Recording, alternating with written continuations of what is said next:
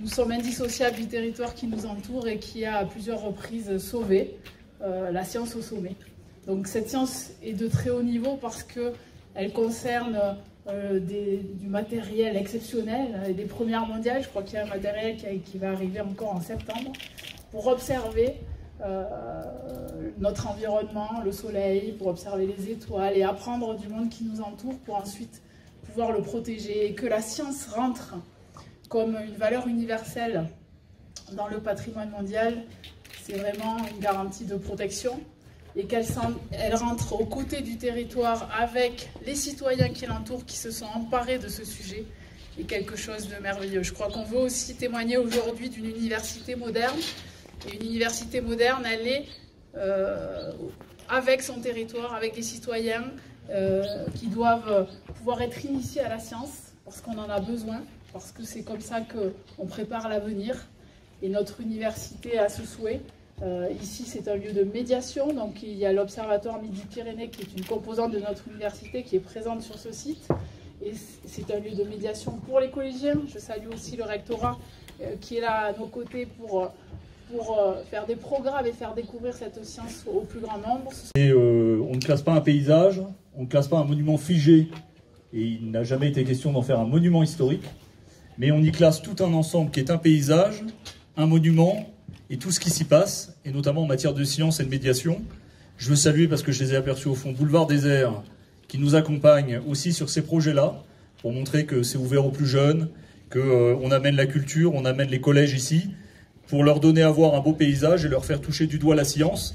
Et on sait à quel point, dans le monde qui nous entoure, il est important d'objectiver, de donner des éléments scientifiques pour lutter contre l'obscurantisme. On classe l'Observatoire et le Pic du Midi au patrimoine mondial. Ce qu'on classe, c'est une valeur universelle exceptionnelle. Alors l'universalité, comment vous le décrire, comment vous le faire comprendre, vaste programme ce matin. Tout simplement, je vais le dire avec ces mots, l'universalité veut dire que en chaque endroit de la Terre où se trouve un humain, il va vibrer pour ce que je vais vous raconter là. C'est en quoi ce qui se passe ici sur le Pic du Midi, c'est représentatif de chaque individu et de l'humanité avec un grand H. Alors, c'est une histoire, un récit, et je vais utiliser ce récit pour vous montrer cette fameuse valeur universelle exceptionnelle de l'Observatoire du Pic du Midi et du Pic du Midi. Et cette histoire, j'aime beaucoup le dire comme ça, c'est sans doute la seule histoire, le seul roman que Jules Verne n'a pas écrit. Tant mieux, ça nous laisse le privilège de le faire. Cette histoire, deux individus, un ingénieur et un général de l'armée de Napoléon III, qui, après la défaite à Sedan, décident de se rattraper un petit peu, de gravir une montagne et de construire un observatoire. Ils ne peuvent réussir cela sans les acteurs locaux, les bergers, les acteurs du territoire, les communautés scientifiques, les communautés traditionnelles, les communautés pastorales se rencontrent et convergent sur une montagne. Et pour faire quoi? Pour faire société. Pour faire société sous les étoiles, face au paysage. L'universalité, elle est là. C'est que le Pic du Midi concentre ce que nous sommes. C'est dans l'adversité, c'est avec de l'audace, c'est avec la nature que nous progressons. Et ici, depuis 150 ans, c'est cette histoire, c'est ce triumvirat entre la France, entre l'État, entre les acteurs locaux, les collectivités locales et la science, que l'on fait vivre le Pic du Midi. Et ce qu'on inscrit, c'est un patrimoine vivant. Ce qu'on inscrit, c'est un patrimoine qui devra vivre sur le modèle que je viens de présenter et qui ne devra jamais être attaqué dans ses fondations. C'est un écosystème, c'est une interdépendance entre les parties, et c'est ça que nous inscrivons. C'est donc l'histoire de Jules Verne qui n'avait pas été écrite à la fin du 19e, que vous voyez se produire, et vous en faites partie. C'est ça aussi qui est beau dans un patrimoine vivant, nous incarnons l'universalité de ce patrimoine mondial. Voilà ce que je pouvais vous dire, Monsieur le Président. Monsieur le Président national d'observation, mais il est beaucoup plus. Il est aussi un lieu de rencontre des arts, de la culture, des sports et des scientifiques, bien sûr. Et c'est cette richesse qui fait que c'est un site vraiment unique au monde, exceptionnel depuis 150 ans. Alors, quelle science fait-on aujourd'hui, donc au niveau international? Qu'a-t-on décidé de faire au Pic du Midi? Eh bien, deux domaines. D'abord, le domaine de d'où vient-on? Quelles sont nos origines? Nos origines, quelle est l'histoire cosmique qui nous précède et que l'on peut prédire pour l'avenir? Les planètes qui sont autour de nous, pourra-t-on les habiter? Pourra-t-on aller les observer? Y a-t-il de la vie à leur surface? Sont-elles avec des océans, des atmosphères? Toute cette science-là est faite grâce à des instruments qui ont été fabriqués par des équipes toulousaines qui sont au top niveau mondial et qui ont été financés par toutes les tutelles et par l'État et qui vont s'installer dans le télescope Bernalillo qui est juste à côté. Grâce à ça, nous découvrirons d'où nous venons. Nous observerons le Soleil, bien sûr, à côté, qui nous permet de voir notre étoile proche. Et donc, toute cette science-là, c'est vraiment l'histoire de comment ça s'est passé il y a 5 milliards d'années et comment ça se passe aujourd'hui. Donc ça, c'est une première dimension. Et la deuxième dimension, qui est aussi importante, c'est celle de sentinelle de l'environnement. Le Pic du Midi, c'est une plateforme de l'Observatoire Midi-Pyrénées qui a 9 laboratoires dans tous les domaines des sciences de l'univers et en particulier en aérologie. Et nous avons ici une plateforme internationale, référence européenne, pour la qualité de l'atmosphère et l'impact, je dirais, de l'humanité sur la biosphère. Et donc, on a une batterie d'instruments qui nous permettent, depuis 150 ans, de connaître l'impact de notre activité humaine sur l'environnement. Et ces données servent aux interprétations du GIEC et dans tous les domaines. Donc, ces deux grands domaines thématiques de sentinelle de l'environnement et de découverte de notre avenir très lointain et de découverte de notre passé sont les domaines de prédilection d'observation au Pic du Midi. Je vous remercie. Je veux dire, c'est d'abord que je suis très honoré de vous accueillir ici, bien sûr, en tant que président du syndicat mixte, mais aussi je représente la présidente de la région, Carole Delga, qui est très attachée à ce lieu emblématique.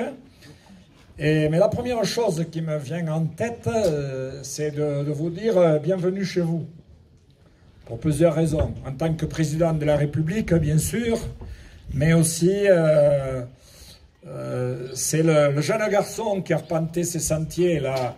Autrefois, je prends en témoin notre ami Eric Abadi, qui peut le certifier si c'était nécessaire, et qui est devenu président de la République, qui revient dans ce lieu pour se ressourcer, bien sûr, mais aussi peut-être pour booster les réflexions que nous menons sur ces territoires. Voilà, alors, ce que je veux aussi, d'abord, rendre hommage, quand je dis donner un coup de booster de temps en temps, si vous pouvez le faire, on vous tirera le gilet. Et puis, bien entendu, ce que je veux dire, c'est je veux rendre hommage aux fondateurs du syndicat mixte, François Fortassin, Marc Sancy et puis Martin Malvy. Et aujourd'hui, ça continue avec l'engagement de Michel Pellieu et Carole Delga. Alors ça, c'était une nécessité pour sauver ce lieu à un moment donné où la science, les scientifiques laissaient tomber cet endroit. La présidente l'a rappelé. Et aujourd'hui, bon, il y a une autre dimension parce que vous avez investi il y a quoi, 2 ans, 3 ans en ce lieu qui est aujourd'hui bien consolidé. Après ces brillantes interventions du monde scientifique, alors je resterai sur des choses plus terre à terre. Cher Président, je vous salue ici très chaleureusement. Je salue bien sûr toutes les personnes ici, chacun en vos grades et qualités. Mais en vous écoutant, notamment le monde scientifique, universitaire, je ne peux m'empêcher quand même de penser à la fin des années 90, quand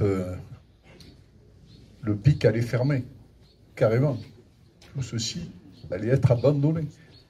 Et c'est grâce à la volonté politique et de la région et du département que ce défi a été relevé. J'ai été élu à ce moment-là, je connais le moindre détail de cette période-là. C'était des choix politiques pas faciles, parce qu'il fallait porter des investissements lourds, y compris la construction du téléphérique ici, le premier tronçon, le deuxième tronçon, et tous les investissements que nous avons portés sur ce site. La région et le département ont fait un effort énorme à ce moment-là, parce que nous sommes impliqués quand même à hauteur de 45%, ce qui fait 90% quand même sur ce site. Restait que 10% pour les communes du territoire. Et ça, je crois qu'il faut le rappeler et rendre aussi hommage à ceux qui nous ont quittés depuis. Je pense bien sûr à François Fortassin, qui était président du département à ce moment-là. Je pense à José Marthe, qui a été le premier président du syndicat mixte du Pic du Midi. À Marc Sancy, je crois qu'il est toujours en vie, mais c'est quelqu'un aussi qui a été un facilitateur, même si les sensibilités politiques étaient différentes entre le département et la région, mais les deux collectivités ont su se réunir pour relever ce défi. Et donc, partant de cette situation-là, le monde scientifique a rejoint la démarche. Et donc, voilà, tout cela a pris un bel essor. Et aujourd'hui, bien sûr, le Pic du Midi, même avant le classement à l'UNESCO, le Pic du Midi est quelque chose qui apporte un rayonnement énorme au niveau des départements, mais plus largement au niveau national, voire international. Aujourd'hui, le Pic du Midi, c'est l'occasion de nombreux reportages médiatiques, sous le pilotage sans doute de Daniel Tsukaz, de Nicolas Bourgeois et autres. On fait de ce côté-là un travail aussi important, relié aussi par les structures départementales et régionales, pour communiquer fortement autour de cet emblème fort qu'est le Pic du Midi. Et je dirais, quand on a la chance d'être sur un territoire comme celui-ci, quand je dis le territoire, je parle du Pic, mais je parle de ce qui est en dessous. La Mongie, une station qui a 12 000 lits touristiques. Barège, derrière, la plus ancienne station du département des Hautes-Pyrénées. Le col du Tourmalet, qui parle à tout le monde. Ce territoire, il réunit toutes les conditions pour être le plus grand centre, je ne sais pas comment, plus grand complexe sportif, touristique et autres du territoire. Alors je sais qu'il y a beaucoup de travail qui est en... Nous sommes réunis ces derniers temps, monsieur le préfet, avec un certain nombre d'élus, pour partager un certain nombre d'analyses. Vous avez fait un travail exhaustif pour énumérer tout ce qui doit être fait. Bon, et moi je salue ce travail-là, parce que ça représentait quelque chose de consistant, qui déborde même au-delà du pied de la Mongie comme du pied de Barège. Voilà, mais c'est quelque chose qu'il faut prendre en compte. Il faut remettre l'ouvrage sur le métier, et je crois apporter une nouvelle dynamique à ce territoire qui le mérite amplement. Bon, il faut des moyens financiers. Les collectivités départementales comme régionales, nous serons à vos côtés. Mais il faut qu'avant tout, ce soit le territoire qui amène les projets. Et là, je me tourne. Moi, je suis là pour, d'abord, c'est un bonheur d'être à vos côtés. Et je ne vais pas ici masquer la joie qui est la mienne d'être à vos côtés, de revenir ici où nous étions ensemble. Le temps était différent, je m'en souviens, en 2018, où on inaugurait la partie touristique et les nouveaux équipements. Il y avait à ce moment-là un brouillard terrible. La pluie était pas loin. Là, on a un soleil magnifique et c'est un moment formidable pour pouvoir, au fond, officialiser et consacrer le soutien de tous à cette candidature UNESCO. Et je pense que c'est une immense opportunité pour le territoire. Tout a été dit, donc je ne vais pas le répéter, mais c'est le mariage à la fois de la science, du pastoralisme et en effet des bergers qui ont structuré ces vallées, de tous les élus du territoire et évidemment de tous les acteurs économiques qui font l'ensemble de ces vallées.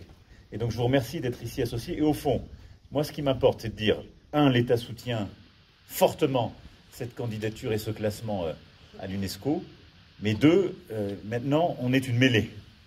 Et il faut que tout le monde soit dans la mêlée. Et je parle ici dans des terres de rugby, il y a même, paraît-il, d'anciens joueurs. Il faut que tout le monde pousse ensemble, première ligne, deuxième ligne, et donc il ne s'agit pas que qui que ce soit se dérobe. Parce qu'on va y mettre les moyens. Vous avez compris en creux que le président du département soutient, mais qui disait qu'il y a d'autres vallées qui sont moins aidées qu'ici. Je fais le sous-titre. Et il a raison, c'est vrai. Et je dois reconnaître qu'il a fait dans sa vallée un travail remarquable. Ici, on aide, l'État est là, mais pour moi, c'est très important que tout le monde prenne sa part et que les maires qui sont là, et je les salue, de Campan à Bagnères, en allant jusqu'à Lourdes et au-delà, ce qui est extrêmement important, que vous soyez tous unis derrière ce beau projet, mais surtout qu'on s'en serve en quelque sorte de tête de pont. D'abord pour dire la science ne partira plus jamais, vous l'avez parfaitement dit, et c'est une science respectueuse de la nature, de cette harmonie, et d'où le classement. mais cette science fait de ce lieu un lieu de savoir, de connaissance, de lutte contre l'obscurantisme. Ensuite, c'est un formidable lieu où on met à côté de la science, vous l'avez parfaitement décrit, notre université, la formation des plus jeunes, mais également la culture, le sport. C'est un lieu qui va permettre d'avoir des synergies. Les laquais, j'y étais à l'instant, sont en train de se terminer, mais d'avoir une activité touristique maintenant supplémentaire. On a le col du Tourmalet, haut lieu sportif, mais aussi maintenant touristique et de qualité. Et puis, on a l'ensemble de nos vallées qui sont tirées par ce site.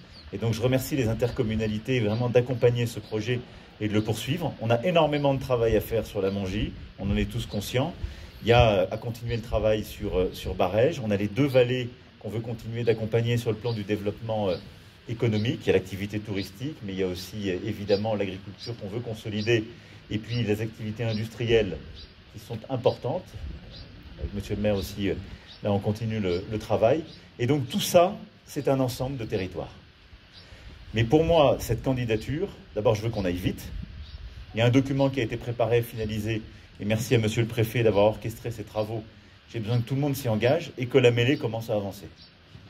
Et plus on va vite, plus on aura des résultats et on va consolider les choses. Et on a besoin de réussir cette transformation. Et moi, je vous remercie d'être aux côtés du territoire, de vous engager, d'engager les intercos, le département, la région, pour pouvoir accompagner ce que font en effet les communes, l'État, et d'accompagner notre université et nos scientifiques autour de ce magnifique projet. En tout cas, moi, je continuerai d'être à vos côtés, vous le savez. Ce classement est une étape, mais je pense qu'il va surtout faire donner en quelque sorte une reconnaissance internationale de ce qu'est ce site. Et ça a été rappelé, et je rends aussi hommage à nos prédécesseurs et nos aînés. Il a été sauvé à plusieurs reprises. Je crois que là, on est en train, je dirais pied à pied, de créer des étapes qui rendront en quelque sorte impossible un nouvel abandon et qui rendront maintenant en quelque sorte pleinement reconnu à l'international ce site comme il doit l'être. Voilà pourquoi on va se battre jusqu'au bout. Je pense qu'on va, vous l'avez dit, les premières étapes de l'accueil sont bons, mais on va continuer d'accélérer pour avoir le classement le plus rapidement possible. Mais derrière ce classement, ce qui m'importe, c'est qu'on ait surtout des projets à marche forcée et une unité sur le territoire de tous les acteurs. Et je terminerai, comme l'a dit Michel, pour dire aussi qu'on a besoin d'avoir les acteurs privés, parce que derrière ça, c'est aussi des projets qui doivent permettre à des jeunes ou des moins jeunes de porter leur ambition, de développer ce territoire qui a une potentialité exceptionnelle et qui doit permettre d'accompagner tout ce que nous sommes en train de faire. Je ne serai pas plus long. Moi, je vous remercie d'être là. Je vais vous dire en tout cas ma fierté d'être à vos côtés, de porter ce magnifique projet et cette candidature, mais vous dire qu'on va obtenir le plus vite possible ce classement, mais que ce sera là encore une étape. Et on doit toujours se dire à chaque instant, comme d'ailleurs l'ont fait nos anciens, que rien n'est acquis. Et que tout ce qui a été fait, vous savez, a été fait à dos de mule et à dos d'homme pour venir jusqu'ici. Et les efforts de nos aînés, nous leur devons beaucoup. Et donc nous, c'est des tout petits efforts ce qu'on fait par rapport à ce qu'ils ont fait pour que le pic existe, pour que le col soit ouvert et pour qu'on puisse avoir la possibilité de bénéficier de cette splendeur et de pouvoir avancer. Et donc on doit être respectueux de ce qui a été fait par ces derniers. Et donc nous, on doit redoubler d'efforts pour donner les potentiels qu'ont ces vallées, le col du Tourmalet et le pic pour le siècle qui vient et au-delà. Merci beaucoup. Vive le